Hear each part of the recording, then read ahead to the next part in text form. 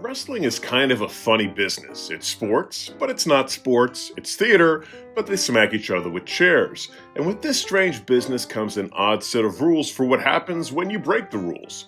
That can be a terrible angle, an embarrassing loss, or sometimes just an actual beating. I'm Senior Siete for 7 Wrestling. Let's take a look at 7 times the WWE punished a wrestler on live TV. Now, before we get into this, we appreciate your support, so if you enjoy this video, please hit the like button, subscribe to the channel, and clothesline from hell that notification bell. Number 1, Triple H. We can't possibly do a list on public wrestling punishments without mentioning this one. You know that guy Paul Levesque, the chief creative officer for WWE? Well, he actually used to be a professional wrestler himself. I'm messing with you. But in my defense, what I am talking about did happen 28 years ago. Oof. I'm old. Anyhow, back in 1996, Triple H was buddies with Shawn Michaels, Kevin Nash, and Scott Hall. Hall and Nash had just signed exclusive contracts with WCW, and their final matches were going to take place at Madison Square Garden during an untelevised house show. Earlier in the evening, bad guy Triple H, or Hunter's Helmsley, as he was known back then, had defeated Scott Razor Ramon Hall, and in the main event, good guy world champion Shawn Michaels bested Kevin Diesel Nash in a steel cage.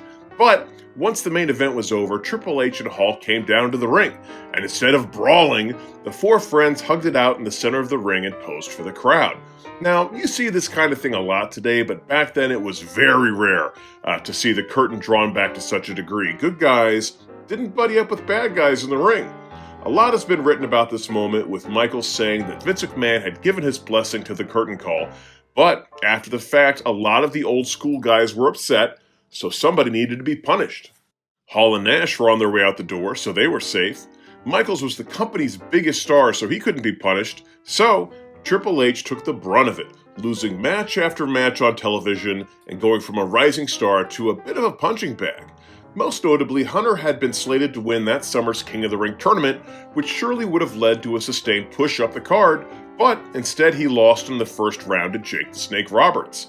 And this ended up being one of the greatest butterfly effect moments in wrestling history, as Steve Austin was then booked to win the King of the Ring, where he gave his famous Austin 316 promo, which helped him lead the Attitude Era to smash revenue records, which helped WWE defeat WCW and take over the wrestling industry, which Triple H now pretty much runs. So conceivably, there's a world where the curtain call never happened, Austin never takes off, the WWE doesn't have the right star in place when Bret Hart jumps to WCW, WWE eventually folds, and now Eric Bischoff's son-in-law is running the pro wrestling industry.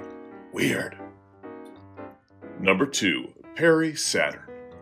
The quartet known as the Radicals made the jump from WCW to WWE in January of 2000, and it was a sign that the tide had definitely turned in the Monday Night Wars. No longer could WCW claim to be the best wrestling, having just lost 4 of their best wrestlers. And all 4 members would go on to have some degree of success. Chris Benoit would go on to win the world title at WrestleMania 20. Eddie Guerrero would become one of the most beloved and respected talents of a generation. Dean Malenko would even enjoy some success with his bizarre, suave ladies' man gimmick. And Perry Saturn, well, Perry couldn't quite figure it out. And he tried everything. Dyeing his mustache, wearing funny hats, partnering with the voluptuous Terry Runnels. Maybe it was this frustration that led Perry to freak out on a developmental talent during an episode of WWF Metal. After what seemed like a botched arm drag from Mike Bell, Saturn would pop up and then chuck Bell out of the ring onto his head. From there, he'd pick Bell up and drive him unprotected into the ringside steps. Ouch. The match would then proceed in a somewhat professional manner, but Mike Bell did not get any more offense, which isn't unusual for an enhancement match, but apparently Vince McMahon was not pleased with what went down. After all, this is a company that was sued for millions when a rocker dropper went horribly wrong. So he sent in his enforcers, the APA, to teach Saturn a lesson. Ron Farouk Simmons and John Bradshaw Layfield had frequently been McMahon's bruisers of choice when he wanted to get a message across. Just ask the Public Enemy. That popular ECW tag team ran afoul of the former acolytes and promptly left the company. It was during the May 21st, 2001 episode of Monday Night Raw where Bradshaw and Farouk squared off against Saturn and Dean Malenko in what seemed like a normal match. but it ended very brutally, with Malenko being tossed from the ring so the APA could deliver 2 violent spiked power bombs onto Saturn. Yikes. But weirdly, some good came for this for Saturn. His character started to act like he had been knocked loopy by the power bombs. Not that it's cool to make fun of people with head trauma, but, Attitude Era. Anyhow, he acted punch drunk and would randomly say, "You're welcome," and wouldn't you know it, that got over with the audience. All of this led to Perry Saturn befriending a mop, named Moppy, naturally, and the Saturn and Moppy combo led to some of the most fruitful years of Saturn's career. Wrestling's so weird. Number 3, John Bradshaw Layfield. Ho ho ho! The Punisher becomes the Punishee. Yeah, let's go with that. Years after JBL served as his role as McMahon's resident executioner, the Texas millionaire got himself into a bit of hot water at the ECW One Night Stand pay-per-view. The evening ended with a huge brawl between the Invaders from SmackDown and Raw and the ECW Originals. And one thing that couldn't be missed in the aftermath was the fact that of all the people, the comedy wrestler The Blue Meanie was wearing the proverbial crimson mask. Now, there are 2 sides to every story. Meanie claims that JBL came at him with legit punches, whereas JBL claims that he might have accidentally caught him with a real shot, but that's the business. But both guys admitted that there had been bad blood between the two due to some things Meanie had said on the internet after leaving WWE. And JBL does have a history of being a big bully, so yeah, most people sided with Meanie on this one. Where this gets really sticky is the fact that Meanie wasn't under WWE contract at the time, and the whole situation could have gotten litigious. So, because it's wrestling, they decided to make it up to Meanie by having him beat the former world champion JBL in a match on SmackDown. Not only that, but during the match, Meanie's BWO buddy Big Stevie Cool was able to give JBL the kind of chair shot to the head that, wow, just reminds you why we no longer see chair shots to the head. Oof. At any rate, this one has a happy ending as JBL and Meanie were able to put their differences behind them and now pose for adorable pictures at wrestling conventions. Number 4, Roman Reigns. Even our tribal chief isn't immune from punishment when he faces off against the real final boss. Roman Reigns had consistently been the most pushed and most protected wrestler of the 2010s, and in the summer of 2016, he finally seemed to be hitting his stride. Fresh off of a highly regarded series of pay-per-view matches against AJ Styles, it felt like the WWE Universe was finally starting to buy Reigns as the top guy. That's why it was so odd when a returning Seth Rollins defeated Roman Reigns for the WWE title at the Money in the Bank pay-per-view only a few short months into Roman's reign. What was even weirder was the bad guy Rollins defeated the unbeatable Reigns cleanly. No shenanigans whatsoever. We'd learn a few days later that this was probably because of the fact that Roman was going to be suspended for 30 days due to a wellness violation. Whoops. So Roman was out of action while Dean Ambrose and Seth Rollins were left behind to build up to the Shield triple threat match at that year's Battlefield pay-per-view, where Roman would lose clean again, this time to Ambrose. And mind you, none of this is embarrassing, but you can probably count the number of clean pins Roman had taken on one hand in that area.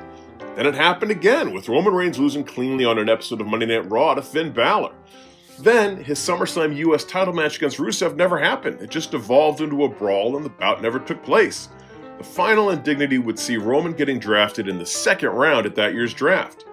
But all's well that ends well. Our tribal chief was back in the main event come WrestleMania time. Number 5, Baron Corbin. If you don't know how we feel about Money in the Bank, just know that we're not a fan. Sure, the matches are exciting in the moment, but we honestly can't remember much about them after the fact. And we hate the way it's been used over the years to take away the thrill of a wrestler's first world title win. It just feels like a cheap sugar high that often ends in a wrestler who wasn't properly elevated and who isn't ready for that position.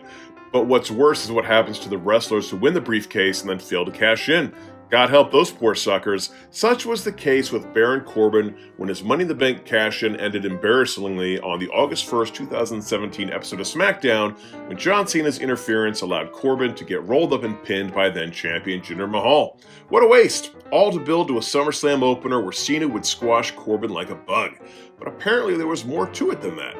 During a talent meeting, WWE's wellness policy head Dr. Joseph Maroon emphasized the seriousness of concussions to the wrestlers, urging them to recognize symptoms and report them promptly. Corbin interjected during Maroon's presentation, sharing insights from his NFL experience, including a lawsuit involving concussions. He challenged Maroon's previous skepticism about CTE, a condition prevalent among NFL players, citing Maroon's undisclosed ties to the NFL as a conflict of interest.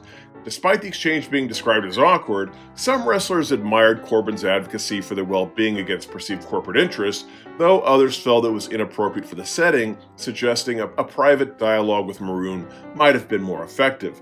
It is believed that this incident is what led to the loss of the briefcase and the subsequent squash at the hands of Cena. Now, don't get us wrong, the idea of WWE Champion Baron Corbin does not do much for us, but this feels like a case of no good deed going unpunished. Number 6. Mickie James.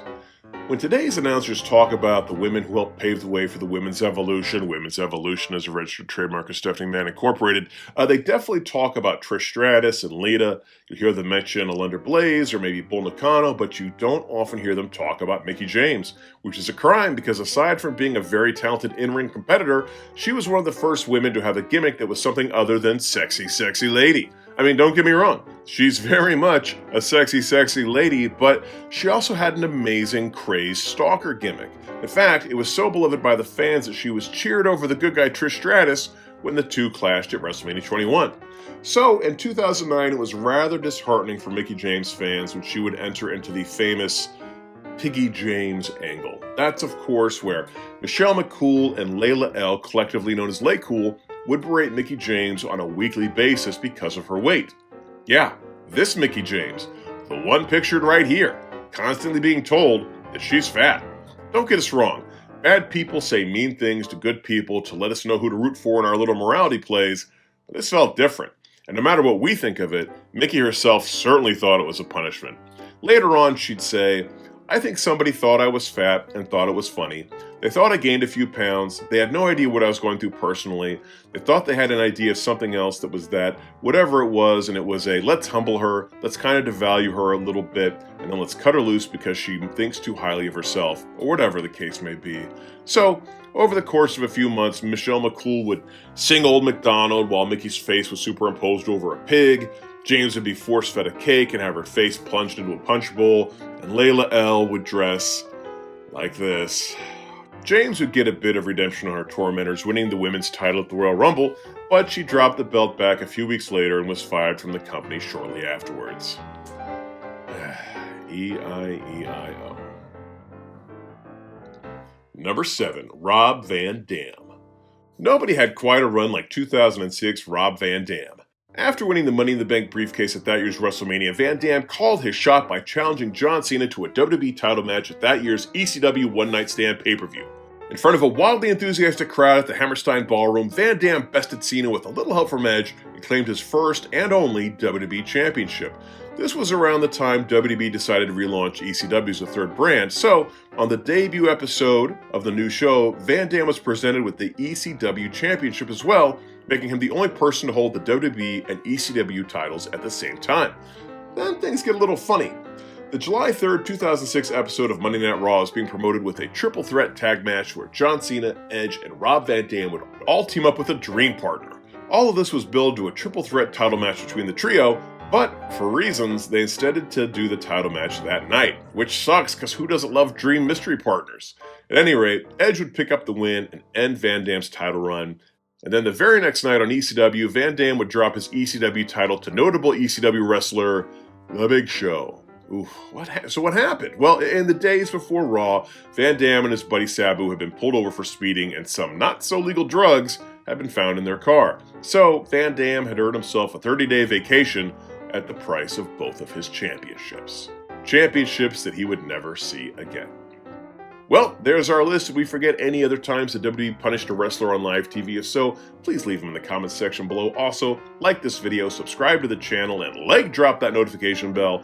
Until next time, I'm Singer Siete for 7 Wrestling saying bye-bye.